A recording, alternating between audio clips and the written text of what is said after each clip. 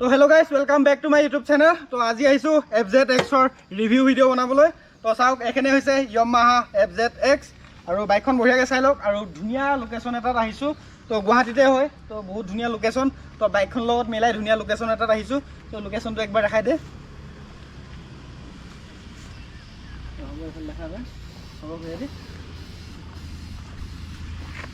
কি এখন আহিছে FZX আৰু ফাৰ্ষ্ট আহিছোঁ ইয়াৰ ইঞ্জিনৰ ওপৰত। আৰু ইয়াৰ ইঞ্জিন হৈছে 149cc ইঞ্জিন। তো যোনখন FZS-ৰ ইঞ্জিন আছিল, তো ছেম ইঞ্জিন হয়। তো 12.4 bhp 13.3 Nm প্ৰডিউচ কৰে বাইকখনে। তো ইঞ্জিন বঢ়িয়া। বাকী ইয়াৰ চিট হাইটটো ক'বলৈ গ'লে ইয়াৰ চিট হাইট হ'ল 8.10 810 mm চিট হাইট। বাকী চিট হাইটটো বঢ়িয়া, বাট ইয়াৰ যোনটো ৱেইটটো অলপমান বেছি। তো সেইকাৰণে চিটটো অলপ হাইটটো বেছি যেন লাগে। বাট মোৰ হাইট হৈছে 5.5 আৰু মোৰ হাইটৰ কাৰণে এখন একদম পাৰফেক্ট। তো যদি আপোনালোকৰ হাইট 5 ফিট হয় তেতিয়াহ'লে অলপমান প্ৰব্লেম হ'ব পাৰে। তো বঢ়িয়া আছে, গোটেইখিনি বঢ়িয়া আছে। আৰু এতিয়া দেখাই আছোঁ ইয়াৰ হেডলাইটটো। বাকী ইয়াৰ হেডলাইটটো চাওক, বহুত বেছি ধুনীয়া, পুৰা ধুনীয়া লুকছ দিছে, একদম ফুল LED ছেটআপত দিছে। আৰু লুকটো একদম ক্লাছিক লুক আহিছে। ইয়াৰে যোনটো টাৰ্ণ ইণ্ডিকেটৰ আছে, ইণ্ডিকেটৰকেইটা কিন্তু হেলোজেন দিছে। তো যদি এইকেইটাও LED দিলে হয় তেতিয়াহ'লে বহুত বেছি ভাল লাগিলে হয়। হেডলাইটটো ভাল লাগিছে, কিন্তু ইয়াতে যদি এখন উইণ্ডস্ক্ৰীণ দি দিলে হয় তেতিয়াহ'লে আৰু বেছি ভাল লাগিলে হয়। উইণ্ডশ্বিল্ডখন যদি দি দিলে হয়, গ্লাছ এখন দি দিলে হয়। বাইকৰ চকাটো এল'ইলৰ লগত আহিছে আৰু টায়াৰটো বহুত বেছি ধুনীয়া। ইঞ্জিনটোতো ইয়াৰ যোনখন FZS আছিল সেইখনৰ লগত ছেমে হয়। বা টায়াৰটো এইটো অফ ৰ'ডিঙো কৰিব পাৰি। সিটো আছিল অনলি অন ৰোডৰ কাৰণে, এইটো অন ৰোড অফ ৰোড দুইটাতে ধুনীয়া পাৰফৰ্মেঞ্চ দিব। ডুৱেল চেনেল ABS হয়, ডুৱেল ডিছ, বহুত ধুনীয়া ডুৱেল চেনেল ডিছ আৰু ডুৱেল চেনেল ABS হয়। বাকী ইয়াৰ আগফালৰ টায়াৰটো হৈছে 180/17 MC। ইয়াৰ MRF-ৰে হয় দুইটা টায়াৰ। আৰু পিছৰ ৰিয়েৰ টায়াৰটো হৈছে 140 ক'ত আছিল 140/60/17।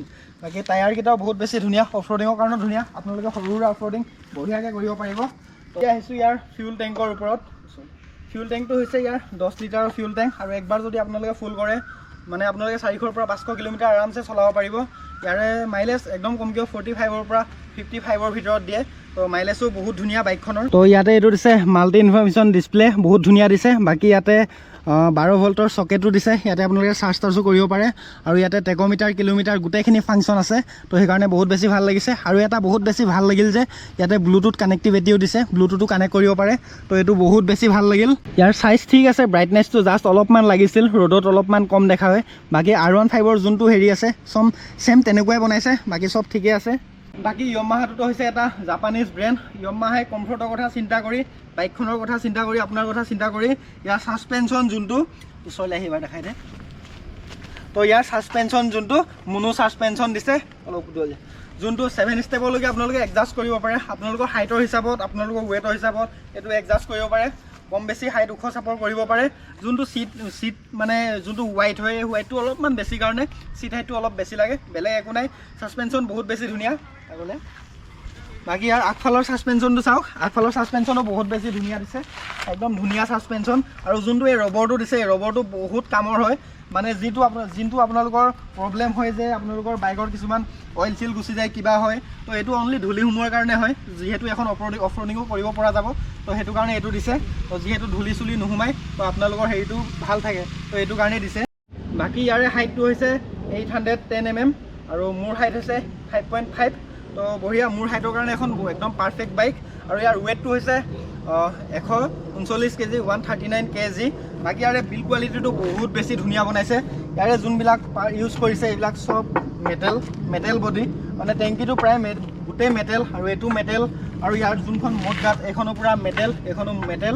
ইয়াতে ফাইবাৰ বহুত কমেই ইউজ কৰিছে, অকল এইখন আৰু এখন ফাইবাৰ, বাকী চব মেটেল ইউজ কৰিছে। তো সেইকাৰণে বাইকখন বহুত বেছি ভাল লাগিছে। এডজাষ্টডালো অলপ চেঞ্জ কৰিছে। বাইকখনৰ ইঞ্জিন যিহেতু FZS-ৰ নিচিনাই হয়, কিন্তু বাইকখনৰ কিছুমান বস্তু চেঞ্জ কৰিছে, সেইকাৰণে বহুত বেছি ভাল লাগিছে।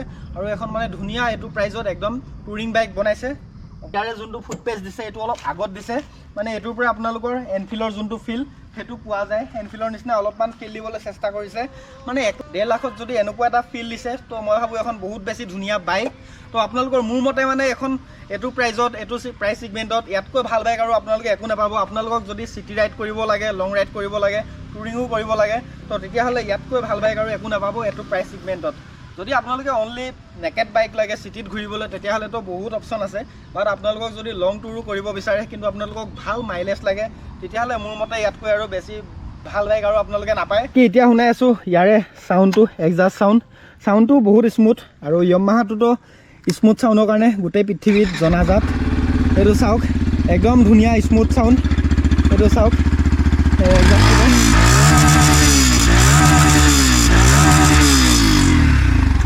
বাকী ইয়াৰে চাউণ্ডটো বহুত বেছি স্মুথ ইয়াৰে ইঞ্জিনটোতো ছেম FZS-ৰ নিচিনাই হয় কিন্তু ইয়াৰে যোনটো এক্সাষ্টটো চেঞ্জ কৰি দিয়াৰ কাৰণে চাউণ্ডটো বহুত ধুনীয়া আহিছে লাউডো আছে আৰু স্মুথো আছে তো সেইকাৰণে মজা লাগিছে চাউণ্ডটো বাকী এইফালৰ পৰাতো পূৰা মানে আগফালৰ পৰা লুকছটো বহুত বেছি ধুনীয়াই লাগি আছে বাইকখনৰ পিছফালৰ পৰা কিছুমান অলপমান কমি লাগে তো এইফালৰ পৰা যদি অলপমান কিবা এটা দি দিল হয় বা কিবা এটা ডিজাইন কৰিল হয় তো বহুত বেছি ভাল লাগিল হয় আগফালৰ পৰাতো বহুত বেছি ধুনীয়া লাগিছে কিন্তু পিছফালৰ পৰা মানে বাইকখন অলপমান সৰু লাগে কিন্তু আগফালৰ পৰা লুকছ মানে অভাৰঅল লুকছ একদম মজা আহি আছে মানে বাকী বাইকখনৰ ওপৰত ভিডিঅ' এইখিনিয়ে আছিল এইটো চাওক এইটো ক্ৰেছ গাৰ্ড তো এইটো নতুনকৈ লগাইছোঁ মানে এক্সট্ৰাকৈ লগাইছোঁ এক্সেচাৰিজ বেলেগ একো লগোৱা নাই অনলি ক্ৰেছ গাৰ্ডটোৱে লগোৱা হৈছে তো ক্ৰেছ গাৰ্ডটো বহুত বেছি ধুনীয়া আৰু ইয়াৰ লগত কোনো ধৰণৰ একো গাৰ্ড নাহে তো সেইটো কাৰণে এইটো FZX-ৰে হয় গাৰ্ডটো অৰিজিনেল তো এইটোৰ প্ৰাইচ আছিল 2500 মান আছিল তো তেনেকুৱা কিবা আছিল আৰু বাকী গোটেইখিনি ধুনীয়া আছে ক্ৰেছ গাৰ্ডটো লগোৱাৰ কাৰণে ভাল লাগিছে আৰু পিছফালে যদি গাৰ্ড চাৰ্ট কিবা লগাই দিওঁ তেতিয়াহ'লে আৰু বেছি ধুনীয়া লাগিব বাইকখন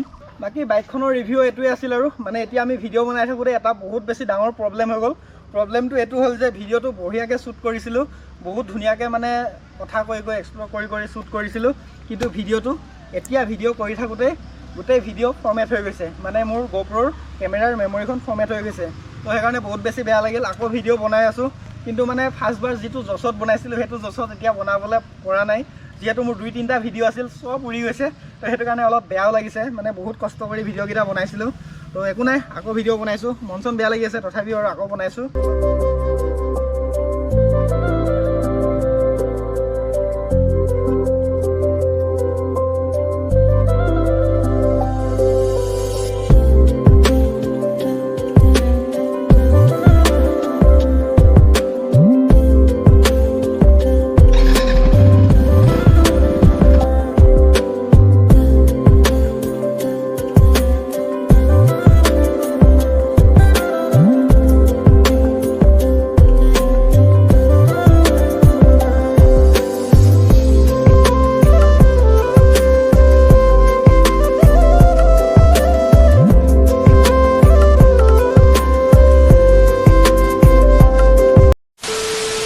বাইকখনৰ ওপৰত মোৰ ভিডিঅ' এইটোৱে আছিল আৰু হাইটটো চাওক 5 ফুট 5 ইঞ্চিৰ কাৰণে ধুনীয়াকৈ ঢুকি পাইছোঁ মানে ইয়াৰে যোনটো ছিটটো হয় ৱেইটটো অলপমান বেছি সেইকাৰণে হাইটটো অলপ বেছি যেন লাগে বাকী ইয়াৰ ৱেইটটোতো একদম ঠিক আছে 139 kg বাকী আজিৰ ভিডিঅ'টো ইমানেই আৰু এখন বাইকৰ ৰিভিউ আপোনালোকৰ চাই কেনেকুৱা লাগিল জনাব কিছুমান বস্তু থাকিও যাব পাৰে ফাৰ্ষ্টবাৰ ভিডিঅ' বনাওঁতে বহুতখিনি কথা কৈছিলোঁ ভালকৈ বনাইছিলোঁ কিন্তু এবাৰ তেনেকৈ ফাৰ্ষ্টবাৰ যেনেকৈ বনাইছিলোঁ মই যোনটো ভিডিঅ' চাইছিলোঁ তেনেকুৱা হোৱা নাই মানে বহুত ভাল ভিডিঅ' বনাইছিলোঁ মই নিজে কৈছোঁ ফাৰ্ষ্টবাৰত কিন্তু এবাৰত তেনেকুৱা বনাব পৰা নাই বহুতখিনি মিচিং হৈ গৈছে মানে বহুত খকা খুন্দাকৈ বনাই আছোঁ সেইকাৰণে কিছুমান মিচিং হ'ল বাকী আজিৰ ভিডিঅ'টো ইমানেই আৰু যদি ভিডিঅ'টো চাই ভাল পালে লাইক কমেণ্ট এণ্ড শ্বেয়াৰ কৰিব আৰু যদি মোৰ চেনেলত নতুনকৈ আহিছে চেনেলটো ছাবস্ক্ৰাইব কৰিব তো লগতে ছাইডত থকা বেল আইকনটো প্ৰেছ কৰি অলপ টেপ কৰি দিব তো বহুত কষ্ট কৰি ভিডিঅ'টো বনালোঁ এবাৰ ভিডিঅ' বনালোঁ চব ডিলিট হ'ল ভিডিঅ'টো অলপ শ্বেয়াৰ কৰি দিব তো ঠিক আছে তেনেহ'লে বাই বাই